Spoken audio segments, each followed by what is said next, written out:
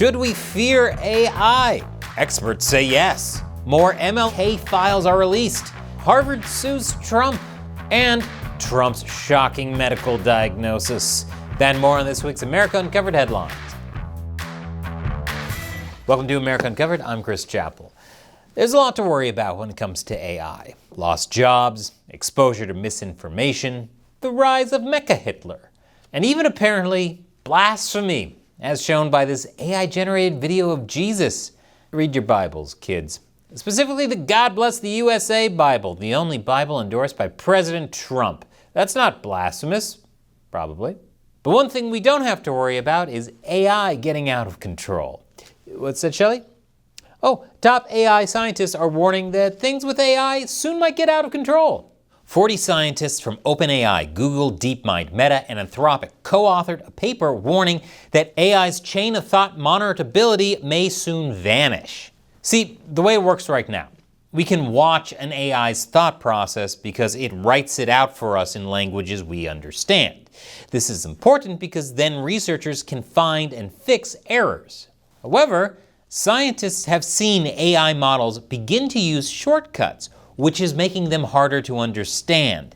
As they evolve, they may skip using languages we understand entirely. So it'd be like asking your significant other, "What were you thinking?" And they say, which may or may not be the name for Elon Musk's next kid. And this is a perfect analogy since in the future, our significant others will all be AI. Though not having to observe the thought process behind full goon mode might be a blessing in disguise. This AI revolution could come sooner than expected as President Trump has revealed a plan to win the AI race, which involves scaling back red tape for Silicon Valley. He also announced he wants AI to be free of ideological bias, which I think is smart. This way, when the robots take over, they won't just oppress the left or the right, but all of us together as the filthy meatbags we are. Hey, equality. Let's move on to a lighter topic. The FBI's harassment and potential role in the assassination of Dr. Martin Luther King Jr. Sadly, that was the best transition I could come up with. The Trump administration has released more than 230,000 pages worth of Martin Luther King Jr. assassination files. They say it's a win for transparency. However, academics are saying that the files revealed few new details. Of course, this is after an initial review. Given the sheer size of the release, maybe they'll find something interesting later.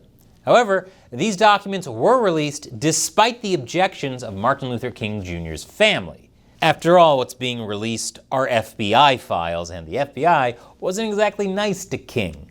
During his lifetime, the FBI tried to destroy King with wiretaps, blackmail, and even told him to off himself. It's like the FBI was the prototype of 4chan. So, 1chan? This is why King's children believed his alleged killer, James Earl Ray, was framed. And also why his daughter said, "Now do the Epstein files." Ooh, that burns. I wonder if that will be part of President Trump's medical diagnosis, which I'll get to after the break. Welcome back. Hulk Hogan died at the age of 71. He was not only an icon of pro wrestling, but of American pop culture. Condolences to his family, as he was a beloved husband, father, and brother to many, brother. President Trump has been diagnosed with chronic venous insufficiency. This can cause swelling and changes in the skin, which are symptoms people pointed out Trump was exhibiting. Man, I'd hate it if I was a public figure and people felt compelled to comment on every minor aspect of my appearance. And by the way, yes, I did get a haircut. White House Press Secretary Caroline Leavitt assured the public that despite the diagnosis, Trump is perfectly healthy. Bilateral lower extremity venous Doppler ultrasounds were performed and revealed chronic venous insufficiency, a benign and common condition, particularly in individuals over the age of 70. Importantly, there was no evidence of deep vein thrombosis or arterial disease. Which is good because the last thing America needs is yet another geriatric president with medical issues. And, completely unrelated, Joe Biden. A video was released featuring Hunter Biden. Don't worry, Matt, it wasn't that type of video. It was a 3+ hour sit-down interview on Channel 5 with the Andrew Callahan YouTube channel. In it, Biden criticized George Clooney and other Democrats for the way they treated his father after his debate with Trump. You, what do you have to do with anything? Why do I have to listen to you? What right do you have to step on a man who's given 52 years of his life to the service of this country and decide that you, George Clooney, are going to take out basically a full-page ad in the New York Times? Man, that's the most F words I've heard used in a rant about George Clooney that didn't involve the movie Batman and Robin, which I'm still not over, by the way. A bat credit card. What the were they thinking? Hunter then listed off and insulted specific Democrats like it was the Festivus airing of grievances. It was almost graceful until he started talking about how much he enjoyed crack and that he didn't think it was much worse than coke. Speaking of drugs, Hunter blamed his father's debate performance on his father being on Ambien. He's had over a year to come up with an excuse, and the best he's got is to say his dad was literally Sleepy Joe. Well, I guess it could have been worse. At least Joe Biden didn't say something racist like Roseanne.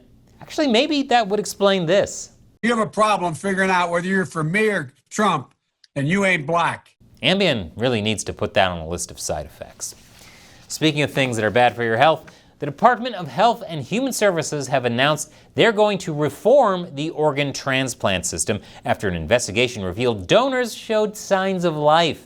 Taking organs from people who are still alive? Who do they think they are, China? In a statement, the HHS says entrenched bureaucracies, outdated systems, and reckless disregard for human life have failed to protect our most vulnerable citizens. Man, I always thought donating your organs was a good deed. But donating them while you're still alive? That should get you into the VIP section of heaven, right next to Hulk Hogan, Charlie Mangione, Ozzy Osbourne, and Brian Wilson. It's been a rough few weeks.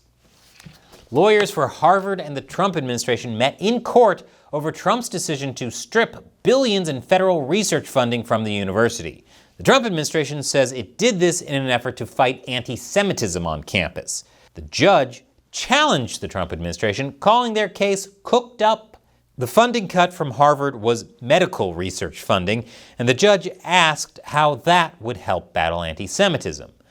But Trump took this question in stride and crafted a carefully well-reasoned rebuttal. Just kidding, he lashed out at the judge, calling her a total disaster, and vowing to appeal the ruling, which hasn't even been made yet. But there is some hope for Trump in this case, as Columbia University agreed to pay $200 million in a settlement with the Trump administration over their alleged failure to protect their Jewish students. And before you go, be sure to check out this other episode of America Uncovered recommended by the algorithm, even though we'll soon have no way of monitoring its reasoning. And as always, support America Uncovered by subscribing to our new website, americauncovered.tv.